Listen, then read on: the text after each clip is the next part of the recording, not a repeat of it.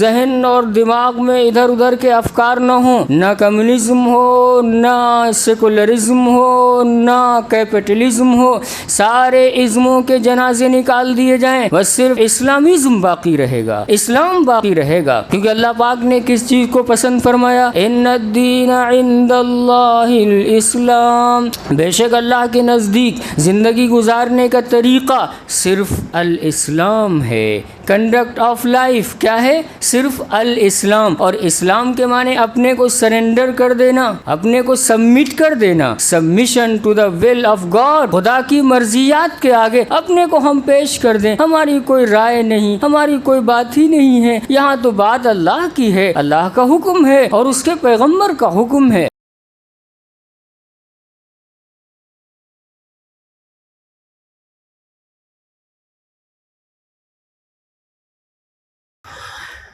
الحمد لله نحمده ونستعينه ونستغفره ونؤمن به ونتوكل عليه ونعوذ بالله من شرور أنفسنا ومن سيئات أعمالنا، من يهده الله فلا مضل له ومن يضلل فلا هادي له، ونشهد أن لا إله إلا الله وحده لا شريك له، ونشهد أن سيدنا ومولانا محمدا عبده ورسوله صلى الله تعالى عليه وعلى آله وأصحابه وأزواجه وذرياته وأهل بيته وبارك وسلم تسليما كثيرا كثيرا، أما بعد فأعوذ بالله من الشيطان الرجيم، بسم الله الرحمن الرحيم، ثم جعلناك على شريعة من الأمر فاتبعها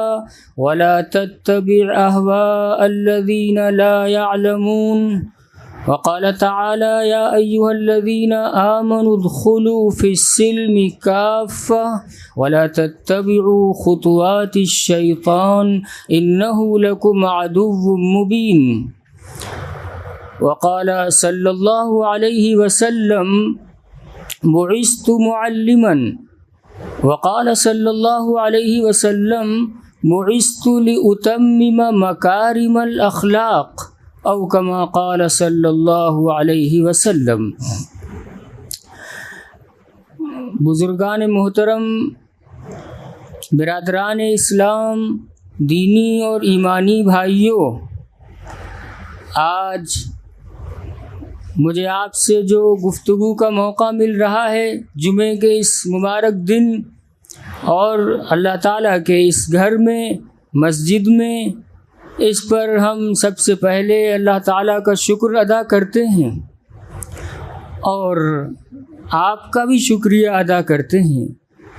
یہ آپ کی محبت ہے، یہاں کے ذمہ داروں کا تعلق ہے، ان کا ایک خاص ربط ہے جو مجھ جیسے ایک بے بذات طالب علم کو وہ بلا لیتے ہیں، اور بالخصوص ہمارے بڑے حضرت مولانا کوثر ندوی صاحب دامت برکاتہم، جو مفکر بھی ہیں اور حالات حاضرہ کے بڑے ماہر بھی ہیں، اور امت کا درد اور ملت اسلامیہ کو کیسے آگے بڑھانا ہے اس سلسلے میں پورا ایک مشن لے کر چل رہے ہیں۔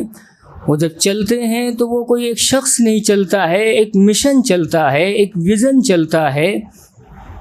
یہ ان کی محبت ہے اور ان کی عنایتیں ہیں، ان کا بڑکپن ہے۔ بہرحال سب کا شکریہ ادا کرتے رہنا چاہیے، کیونکہ فرمایا نبی صلی اللہ علیہ وسلم نے، من لم یشکر الناس لم یشکر اللہ، جس نے لوگوں کا شکریہ ادا نہیں کیا اس نے اللہ کا بھی شکر ادا نہیں کیا۔ میرے بزرگوں، اس تمہید کے بعد آج پہلی محرم اور اس حوالے سے جو مضمون آپ کے سامنے ہم پیش کرنا چاہ رہے ہیں اس کا تعلق اسلام کے آفاقی عالمی نظام سے ہے۔ اسلام، دین اسلام جس کو اللہ تعالیٰ نے عطا فرمایا، سب کے لیے وہ قانون، وہ ضابطۂ حیات اللہ تعالیٰ کی طرف سے عطا کردہ ہے، تو ہمیں اس کو سمجھنا ہے۔ اس وقت یعنی آج کے دن کے حوالے سے کوئی خاص آپ کے سامنے بات نہیں کرنی ہے، کیونکہ اصل اہمیت جس چیز کی ہے اسے پیش کرنا ہے۔ مسئلہ اس کا نہیں ہے کہ اسلامی تاریخ اور اسلامی سال شروع ہوتا ہے تو اسے ہمیں منانا ہے، یا اس کا کوئی جشن منانے کے لیے کہا گیا، یا ہیپی نیو ایئر اور اسلامی ایئر کہنے کو کہا گیا ہو، ایسا کچھ نہیں ہے۔ صحابہ کرام رضی اللہ تعالی عنہم اجمعین کبھی بھی کوئی مبارکباد اس طرح دیتے ہوں، اس کا تو موقع ہی نہیں تھا، ان کے پاس تو وقت ہی نہیں تھا اس طرح کے غیر ضروری کاموں کے لیے۔ مسئلہ اس کا نہیں، مسئلہ تو اس مشن کا ہے، مسئلہ اس کا ہے۔ آپ علم کی حد تک یہ جان لیجئے کہ حضور اکرم صلی اللہ علیہ وسلم کی وفات کے بعد پھر حضرت عمر رضی اللہ عنہ ان کے دور میں اور آپ ہی کی صدارت میں ایک میٹنگ ہوتی ہے، اس میں اجل صحابہ بھی شریک ہوتے ہیں، اور یہ طے کرنا ہے کہ اسلامی سال کب سے شروع ہونا ہے، کب سے اس کی بنیاد کیا ہو، اس کی بیس کیا ہو، اور مہینہ کون سا ہوگا۔ تو سب سے پہلی بات، اور اس میں جو بھی رائے آتی ہیں، ایک رائے یہ ہوتی ہے کہ ولادت نبوی سب سے اچھا رہے گا، حضور صلی اللہ علیہ وسلم کی مبارک ولادت با سعادت وہاں سے شروع کیا جائے۔ ایک رائے یہ آئی کہ ایسا کر لیتے ہیں نبوت نبوی، یعنی جب آپ کو نبوت ملی، بعثت نبوی، اس کو بنیاد بنا لیا جائے۔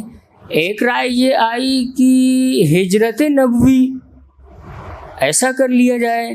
پھر اخیر میں ایک رائے اور بھی آئی کہ وفات نبوی، کہ حضور صلی اللہ علیہ وسلم جب اس دنیا سے آپ نے گویا پردہ اختیار فرمایا اور اللہ تعالیٰ کو پیارے ہو گئے، وہ بھی ایک ایسا وقت تھا جس کو یہ کہ وہاں سے شروع کیا جائے۔ تو حضرت علی رضی اللہ تعالیٰ عنہ اور دیگر صحابہ کرام کی رائے یہ تھی کہ ہجرت نبوی کو بنیاد بنایا جائے، اور ان حضرات کا اتنا کہہ دینا کافی ہوتا تھا۔ یہ بڑے ایکسپرٹ تھے، حضور صلی اللہ علیہ وسلم کے مزاج کو بھی جانتے تھے کہ مزاج نبوی کیا تھا، اور ہجرت کتنی اہمیت رکھتی ہے اس کو سامنے رکھا جائے، اسی کو بنیاد بنایا جائے۔ چنانچہ ہجرت کو بنیاد بنایا گیا۔ اب یہ ہوا کہ مہینہ پہلا کون سا ہو، تو اس میں حضرت عثمان رضی اللہ تعالیٰ عنہ، سال میں تو حضرت علی رضی اللہ عنہ کا مشورہ سب سے پہلے تھا، مشورہ ان کا تھا، اور فیصلہ حضرت عمر بن خطاب رضی اللہ عنہ کا تھا۔ یہاں حضرت عثمان رضی اللہ عنہ نے یہ رائے پیش فرمائی کہ چونکہ پہلے سے جو سال کا مہینہ محرم ہے وہی چلا آ رہا ہے، تو اس کو رہنے میں کوئی قباحت نہیں ہے، تو اسے باقی رہنے دیا جائے، اور یہ اسلامی سال کا پہلا مہینہ ہو۔ تو کسی کی طرف سے کوئی اور ایسی رائے نہیں تھی، اسی پر اتفاق ہو گیا۔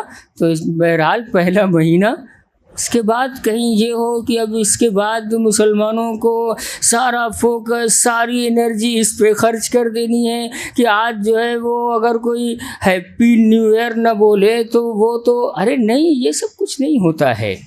یہ ہمیں کون سا نہج دیکھنا ہے؟ حضرات صحابہ کرام رضی اللہ عنہم اجمعین پرائرٹی کس چیز کو دینی ہے، ترجیحات میں کیا ہے، سامنے رکھنا ہوگا۔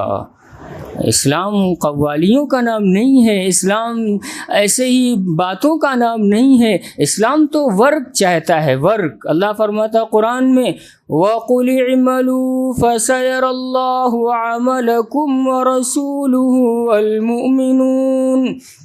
اے نبی صلی اللہ علیہ وسلم کہہ دیجئے تمام مسلمانوں سے، ان سب سے کہہ دیجئے کام کرو، کام، اللہ کام دیکھے گا، اور اس کا پیغمبر اور ایمان والے کام دیکھیں گے کہ ورک کیا ہے، عمل کیا ہے۔ کہیں فرما دیا بالکل صاف، لیس بِأَمَانِيِّكُمْ وَلَا أَمَانِيِّ أَهْلِ الْكِتَابِ، نہ تمہاری وشفل تھنکنگ سے کچھ ہوگا، نہ اہل کتاب کی آرزوؤں سے کچھ ہوگا۔ آرزوؤں سے اور تمناؤں سے کچھ نہیں ہوگا، کام کرنا پڑے گا۔ اللہ تعالیٰ اپنے کلام پاک میں فرماتا ہے کہ ثم جعلناک علی شریعۃ من الامر، دیکھو ہم نے تمہیں ایک نظام اور ایک سسٹم اور ایک کوڈ آف کنڈکٹ دے دیا ہے، ایک قانون عطا کر دیا ہے، فاتبعھا، اسی کی کاپی کرو، اس پر عمل کرو، اس کی نقل کرو، اسی کو فالو کرو۔ ایک نظام حیات ہے، ایک وے آف لائف ہے جو مکمل ہے، کمپلیٹ وے آف لائف۔ یہاں کہیں اور سے مسئلہ نہیں پوچھنا ہے، یہاں اسلام نے سارے مسائل بتا دیے ہیں، کچھ باقی نہیں رہا۔ یہ نظام الہی ہے، چونکہ آخری نبی حضرت محمد صلی اللہ علیہ وسلم کی بعثت ہو چکی، آپ تشریف اب لا چکے ہیں، اب قیامت تک نہ کوئی نبی آیا ہے نہ آئے گا، لہٰذا کار نبوت باقی ہے، مشن نبوت باقی ہے، اور اس کام کا تذکرہ اللہ تعالیٰ نے اپنے کلام پاک میں فرما دیا کہ جو نبی کے کام تھے وہی امت کے کام ہیں۔ کیا کام تھے؟ لقد من اللہ علی المؤمنین اذ بعث فیہم رسولا منہم یتلو علیہم آیاتہ ویزکیہم ویعلمہم الکتاب والحکمہ وإن کانوا من قبل لفی ضلال مبین۔ اللہ تعالیٰ کا بہت بڑا، سب سے بڑا یہ احسان ہوا کہ اللہ تعالیٰ نے امیین میں، ان لوگوں میں جو پڑھنا لکھنا نہیں جانتے تھے، انہی میں سے ایک پیغمبر کو مبعوث فرمایا جن کو 4 کام دیے گئے۔ نمبر 1 تلاوت القرآن، کہ قرآن پاک کی تلاوت صحیح ہو، کیسے قرآن پڑھا جائے گا؟ قرآن اللہ کا آخری کلام ہے، قرآن دستور حیات ہے، قرآن کانسٹیٹیوشن ہے، قرآن تو فائنل بک ہے، یہی لاسٹ اور لیٹسٹ بک ہے، اللہ تعالیٰ کا وہ آخری کلام جو دستور کے طور پر اسے، جس کو اللہ تعالیٰ نے وضع فرما دیا ہے۔ اب اس کے بعد نہ کوئی کتاب آئی ہے نہ آئے گی، اسی قرآن پاک کے ذریعے عمل ہوگا، اسی کے احکام کو نافذ ہونا ہے۔ لہٰذا سب سے پہلا کام ہے، چونکہ یہ اللہ کا کلام ہے، بول اللہ کے، الفاظ اللہ کے، معنی اللہ کے، سب کچھ اللہ کا، پڑھا کیسے جائے گا، ادا کیسے کیا جائے گا، کون بتائے گا؟ اللہ پاک نے فرمایا ہے نبی صلی اللہ علیہ وسلم، آپ کا پہلا کام یہ ہے کہ صحابہ کو، ایمان والوں کو، مسلمانوں کو، سب کو، ایون آپ تو پوری انسانیت کے نبی بلکہ انس و جن کے نبی، سب کو آپ بتا دیجئے کیسے قرآن پڑھا جائے گا، تجوید کے ساتھ، اور مخارج اور صفات، کہاں کتنا کھینچنا ہے، کہاں نہیں کھینچنا ہے، کہاں رکنا ہے، کہاں رکنا فرض ہے، کہاں وقف لازم ہے، کہاں یہ ہے کہ آپشنل ہے، رک سکتے ہیں، یہ سارا سب سیکھنا ہوگا اور سب کو سیکھنا ہوگا۔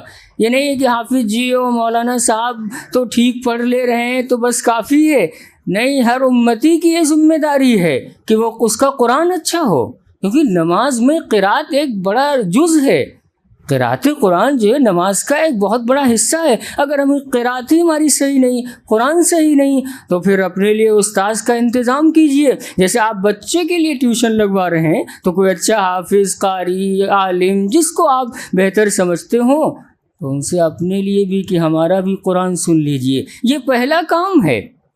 پھر سب اگر اس کو موضوع بناتے ہیں، ظاہر ہے کہ یہ پورا ایک مسلسل، ایک مستقل ایک ٹاپک ہے۔ یہ آگے ہم بڑھتے ہیں، دوسرا کام کیا ہے؟ وَيُزَكِّيهِمْ، تلاوت القرآن کے بعد، قرآن پاک کی تلاوت، اس کے بعد نمبر آتا ہے تزکیہ کا۔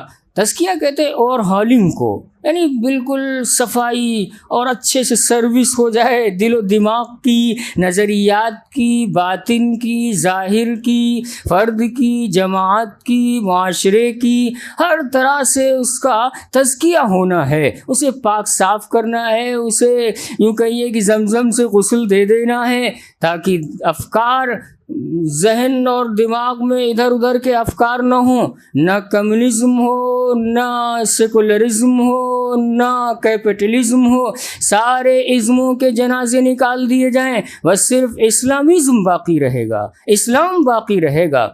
کیونکہ اللہ پاک نے کس چیز کو پسند فرمایا؟ ان الدین عند اللہ الاسلام، بے شک اللہ کے نزدیک زندگی گزارنے کا طریقہ صرف الاسلام ہے۔ کنڈکٹ آف لائف کیا ہے؟ صرف الاسلام۔ اور اسلام کے معنی اپنے کو سرنڈر کر دینا، اپنے کو سبمٹ کر دینا، submission to the will of God, خدا کی مرضیات کے آگے اپنے کو ہم پیش کر دیں، ہماری کوئی رائے نہیں، ہماری کوئی بات ہی نہیں ہے، یہاں تو بات اللہ کی ہے، اللہ کا حکم ہے اور اس کے پیغمبر کا حکم ہے۔ سورہ حجرات یہیں سے شروع ہوتی ہے، یا ایھا الذین آمنوا لا تقدموا بین یدی اللہ ورسولہ واتقوا اللہ، اے ایمان والو اللہ اور اس کے رسول سے آگے آگے مت چلو، لا تقدمو، پیش قدمی مت کرو۔ کیا مطلب ہوا اس کا؟ یعنی آگے اللہ کا حکم رکھو، آگے پیغمبر صلی اللہ علیہ وسلم کا حکم، حضور کی سنت وہ آگے رہے گی، ہم پیچھے رہیں گے۔ آگے ہم رکھ رہے ہیں فیشن کو، رسموں کو، رواجوں کو، کسٹمز کو، ریچولز وغیرہ چیزوں کو آگے رکھ رہے ہیں۔ اللہ فرماتا ہے تو پھر گئے تم جہاں چاہو مرو، ہمیں کوئی پرواہ نہیں ہے۔ اگر چاہتے ہو کامیابی تو آؤ کہو آمنا و صدقنا سمینا و اطعنا، کوئی کراس کوشچن نہیں، یہاں کوئی اس طرح کا سوال نہیں، بس ہم نے سنا اور ہم مانیں گے۔ حضرت عمر بن الخطاب رضی اللہ عنہ، جن کی شہادت کا یہی دن ہے، یعنی پہلی محرم، ایک ایسی ہستی، ایک ایسی شخصیت، امیر المؤمنین، اتنی زبردست ان کے امپائر تھی، لاکھوں مربع میل ان کی حکومت کے زیر تحت تھا۔ ان کا حال یہ تھا، کتابوں میں لکھا ہے کان وقافا عند کتاب اللہ تعالی، جب اللہ کی کتاب کی کوئی آیت پڑھ دیتا تھا تو ایک دم سے جیسے بریک لگ گیا ہو، یعنی ایسا کہ بس بہت ہی رک گئے، وقافاً، پھر آگے سب باتیں ختم۔ پھر آج ہمارا حال یہ ہے کہ ہمیں کتنے لوگ بحث کرتے ہیں، کچھ بھی بسم اللہ کی بات تک پتہ نہیں ہے، اپنی رائے دیتے ہیں اور چاہتے ہیں کہ اس میں بھی ہمارا جو ہے انوالومنٹ ہو جائے۔ ارے جو تمہارا میدان ہے، جس میں تم نے مہارت پیدا کی ہے، اس کی بابت آپ کو رائے دینے کا حق ہے، لیکن یہ میدان ان کا ہے جنہوں نے عمریں لگائی ہیں، ان سے پوچھا جائے گا کہ مسئلے شرعی کیا ہے، فقہی مسئلہ کیا ہے۔ کہ ایک جمعے کا خطبہ آپ دے رہے تھے اور آپ اپنی تقریر میں، خطبے میں یہ فرما رہے تھے کہ دیکھو آج لوگوں نے بڑے بڑے باندھ رکھے ہیں اور بڑی رقمیں مہر باندھی جاتی ہیں، تو پیچھے سے ایک بوڑھی اماں کھڑی ہوئیں۔ اس زمانے میں خواتین بھی بہت پیچھے رہتی تھی نا مسجد میں، تو انہوں نے کہا عمر آپ یہ کیسے کہتے ہیں، آپ یہ کیا فرما رہے ہیں؟ اللہ تو قرآن میں کہہ رہا ہے کہ اگر تم نے ڈھیروں سونے چاندی کے ڈھیر بھی دے رکھے ہوں تب بھی تم جو ہے وہ لے نہیں سکتے، تو اس کا مطلب یہ مہر کم بھی ہو سکتا ہے اور زیادہ بھی ہو سکتا ہے، اور آپ کے کہنے کا مطلب یہ ہے کہ زیادہ مہر اس کا کوئی تصور نہیں ہے۔ آپ نے فرمایا اصابت امرأۃ واخطا عمر، اماں صحیح کہہ رہی ہیں، عمر سے غلطی ہو گئی۔ اللہ اکبر، اتنا زبردست ایمپرر، اسلامی حکومت، رومن امپائر، پرشین امپائر سب زیر ہو چکی ہیں، اور جو خلیفۃ المسلمین ہے اس کے تواضع کا، اللہ للہیت کا، اللہ سے تعلق کا یہ حال ہے کہ کہیں کوئی اپنی انسل اور اپنی اس کا تصور نہیں، ہم کون ہوتے ہیں۔ لہذا میرے بزرگوں، دین کا فہم اپنے اندر پیدا کیجئے، اور مسلمانوں کی کیا ڈگنیٹی ہے، کیا حیثیت ہے، کیا ہمارا کام ہے، کیا ہماری وردی ہے، کیا یونیفارم ہے، اسے پہچاننا ہے، اس کو جاننا ہے، پھر عمل شروع کر دینا ہے۔ اسلامی مہینہ، اسلامی سال، اس کا پیغام یہ ہے کہ ہم کو اپنے یہ طے کر لینا ہے کہ انشاءاللہ اللہ تعالیٰ کی نافرمانی، خدا نخواستہ گناہ سے اپنے کو بالکل ہم دور رکھیں، کوئی گناہ نہ کریں۔ زندگی میں سکون ہی سکون ہوگا۔ انسان جب گناہ کرتا ہے تو پھر وہ بے چین ہو جاتا ہے، کیونکہ بے چین کیوں ہوتا ہے؟ مومن ہوتا ہے، اس کے اندر اس کا اندرون جو ہے نا وہ اللہ کی معرفت چاہتا ہے، اللہ کی پہچان چاہتا ہے۔